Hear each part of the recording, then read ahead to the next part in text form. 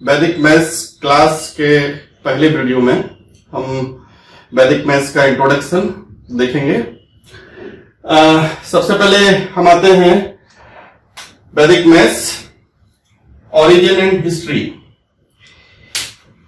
ये वैदिक मैथ्स की हिस्ट्री क्या है और नंबर सिस्टम की हिस्ट्री क्या है। एक इंटरेस्टिंग चीज मैं आपके सामने बताना चाह रहा हूं। ये जो नंबर सिस्टम, आज हम जो नंबर सिस्टम पढ़ते हैं वो बेसिकली भारत से निकला हुआ है, भारत की देन है। भारत में नंबर सिस्टम जो लिखा जाता है 0, 1, 2, 3, 4, 5, 6, 7, 8, 9 ऐसे करके 0 से लेके 10 डिजिट्स होते हैं। ये जो नंबर सिस्टम है इसको हम हिंदू नंबर सिस्टम बोलते हैं। और ये जो नंबर सिस्टम है ये कैसे सब जगह गया, हिंदुओं से ये जो नंबर सिस्टम है वो अरब ने सीखा, अरबी लोगों ने सीखा और उन्होंने उसको हम बोलते हैं अरेबिक नंबर सिस्टम। और ये जो अरेबिक नंबर सिस्टम जो लोग हैं इन्होंने इसको बोला हिंदसा। हिंसा माने हिंदुओं से प्राप्त अंक, और अरब से यूरोप में गया तो यूरोप वालों ने उसको बोला हिंदू अरेबिक नंबर सिस्टम।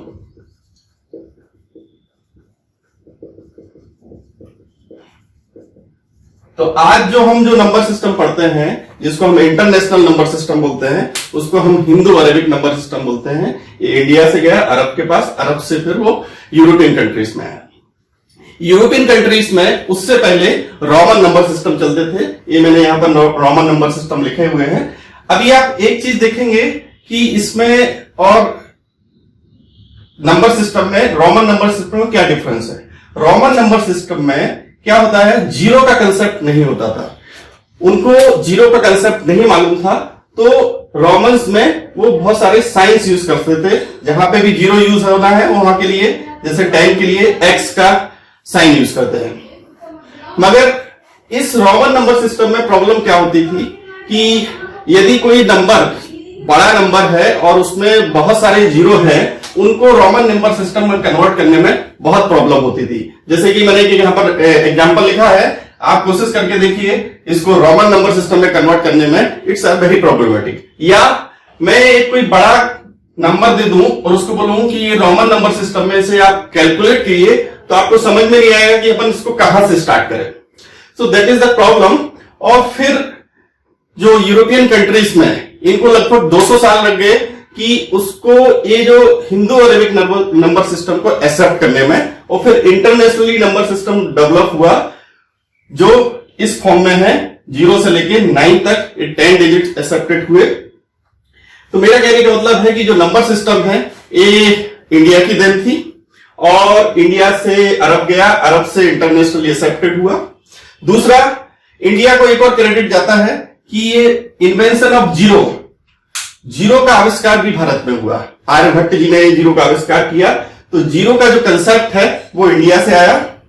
और ये जो हम नंबर सिस्टम पढ़ते हैं जिसको हम डेसिमल नंबर सिस्टम भी बोलते हैं, ये भी इंडिया की ही देन है। जैसे फॉर एग्जांपल यहां पर मैंने एक डिजिट लिखा हुआ है 1111। इसको हम कैसे प्रोनाउंस करते हैं, 1111।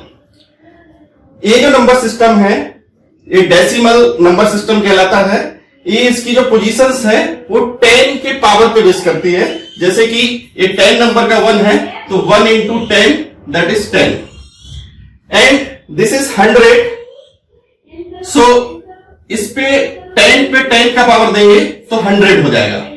तो इस प्रकार से ये 10 की पावर मतलब 10 का जो पावर है डेसिमल नंबर सिस्टम, ये भी हमारे भारत से ही गया है। और अब बात करते हैं कि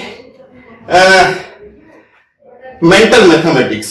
मेंटल मैथमेटिक्स क्या है। मेंटल मैथमेटिक्स का मतलब है कि जब कोई हम मैथमेटिकल ऑपरेशंस या मैथमेटिक्स को बिना पेपर पेन के मन में करते हैं उसको हम मेंटल मैथमेटिक्स बोलते हैं। उसी में एक मेंटल मैथमेटिक्स करने के लिए बहुत सारे मेथड हैं। जैसे बच्चे अबेकस के माध्यम से भी मेंटल मैथमेटिक्स सीखते हैं। दूसरा मेथड है वैदिक mathematics.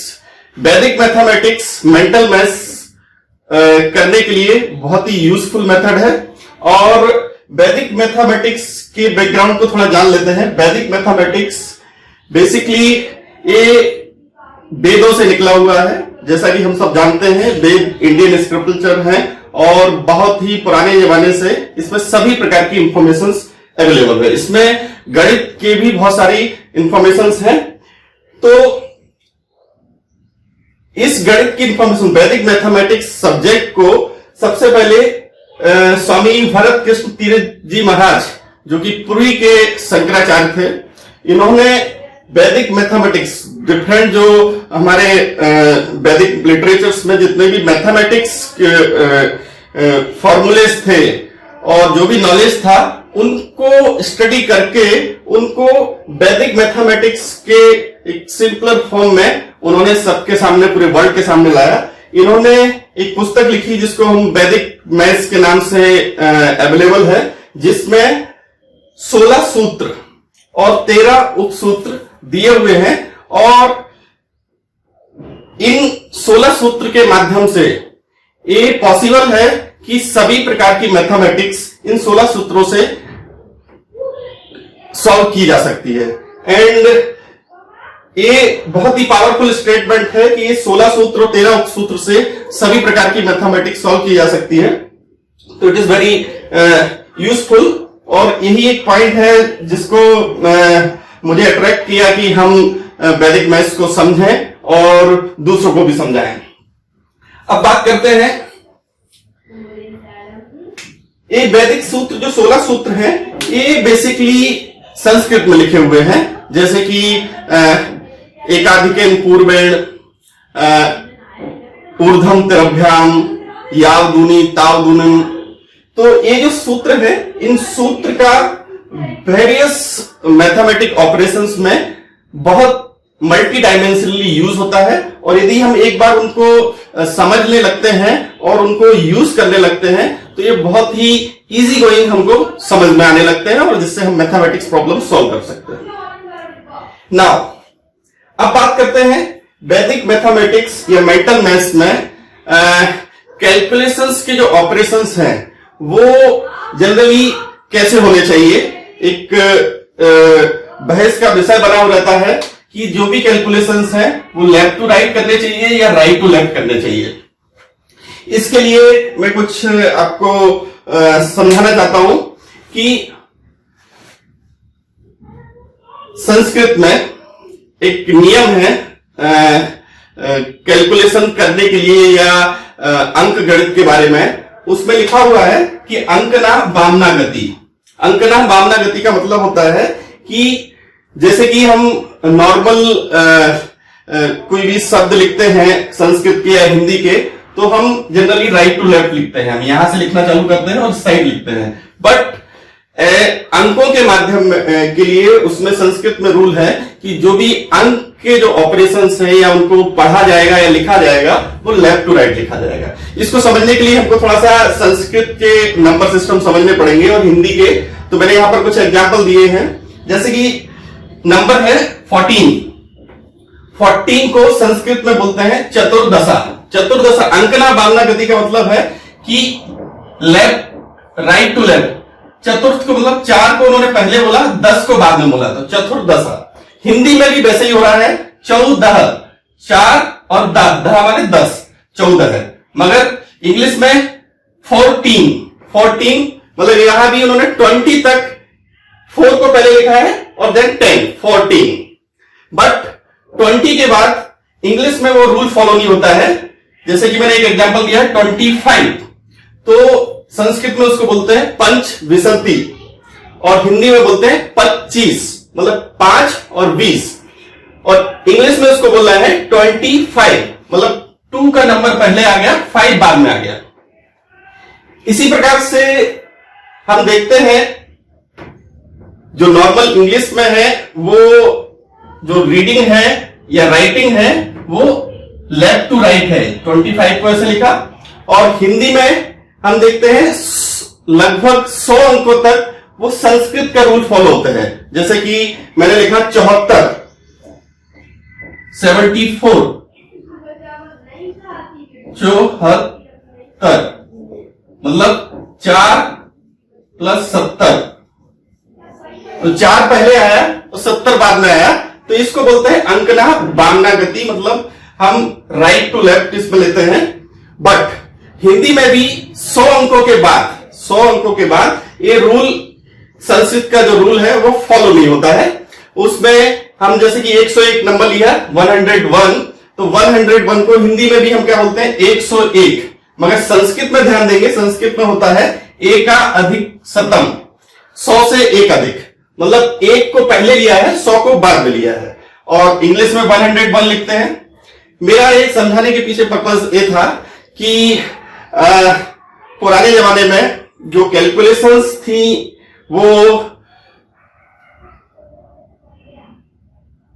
Right to left numbers को पढ़ा जाता था, राइट टू लेफ्ट कैलकुलेशन की जाती थी। बट अभी जो हम नंबर सिस्टम है, अब चूंकि संस्कृत के नंबर सिस्टम अभी प्रचलन में नहीं है, और हिंदी में भी संस्कृत वाले पूरे रूल फॉलो होते नहीं है, वो भी फाइनली जो इंटरनेशनल सिस्टम है या इंग्लिश का जो सिस्टम है वही हम फॉलो करते हैं। तो आज की डेट में हम जो कैलकुलेस, मतलब जो रीडिंग है हमारा, रीडिंग या राइटिंग है नंबर्स के, फॉर एग्जाम्पल जैसे कि मुझे लिखना है 426, तो हम इसको रीड भी कैसा करते हैं 426, हम रीड भी इसको लेफ्ट टू राइट करते हैं और राइटिंग भी हम लेफ्ट टू राइट करते हैं। बट जब हम कैलकुलेशन करने जाते हैं तब हम ऐसा नहीं करते हैं। जैसे फॉर एग्जाम्पल यदि हमको 43 + 21 करना है, तो नॉर्मल जो मेथड है या स्कूल्स में जो सिखाई जाती है वो कैसे सिखाई जाती है कि जो कैलकुलेशंस है वो राइट टू लेफ्ट की जाए, मतलब पहले हम 3 को 1 में जोड़ेंगे और फिर 4 को 2 में जोड़ेंगे, फिर आंसर लिखेंगे। माइनस जब करते हैं, सब्ट्रैक्शन जब करते हैं, तब भी हमको राइट टू लेफ्ट सिखाया जाता है। ऐसे पहले 3 में से 1 घटाएंगे, फिर 4 में से 2 घटाएंगे, फिर आंसर लिखेंगे। मल्टीप्लिकेशन करते हैं तब भी हमको राइट टू लेफ्ट सिखाया जाता है। But in case of division हमको लेफ्ट टू राइट सिखाया जाता है। हम कभी भी डिवीजन स्कूल्स में या नॉर्मल मेथड में हम इसको राइट टू लेफ्ट नहीं करते हैं। बाकी कैलकुलेशन तो हम ऐसे करते हैं, मगर डिवीजन को हम हमेशा लेफ्ट टू राइट करते हैं। अब बात करते हैं कि कौन सी पद्धति ज्यादा सही है, लेफ्ट टू राइट या राइट टू लेफ्ट। तो मेरा मानना यह है वैदिक मैथ्स में हमारे पास दोनों अपॉर्चुनिटीज होती हैं। कैलकुलेशन को हम राइट टू लेफ्ट भी कर सकते हैं, लेफ्ट टू राइट भी कर सकते हैं। उसमें वैदिक मैथ्स में वर्ड आता है क्रमार्थ, माने राइट टू लेफ्ट, उत्क्रमार्थ माने left to right. But left to right ज्यादा सही है या राइट टू लेफ्ट ज्यादा सही है, तो मेरा मानना है कि आज की डेट में है हम जो सभी नंबर्स हैं उनको लिखने का हमारा या बोलने का जो भी तरीका है वो लेफ्ट टू राइट है। जैसे कि मैंने बताया, इसको हम 426 बोलते भी लेफ्ट टू राइट है, लिखते भी लेफ्ट टू राइट है।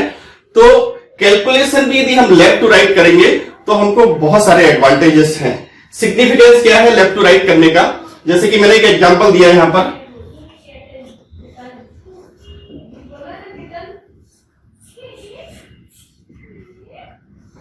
मैं आपको बोलूं कि आपको ए नंबर का टोटल कितना होगा, ऐड यदि हमको करना है 42,639, 63,523, मैं इसको बोलूं कि आप इसका एक लगभग एग्जैक्ट आंसर नहीं, अप्रोक्सीमेट आंसर निकालिए।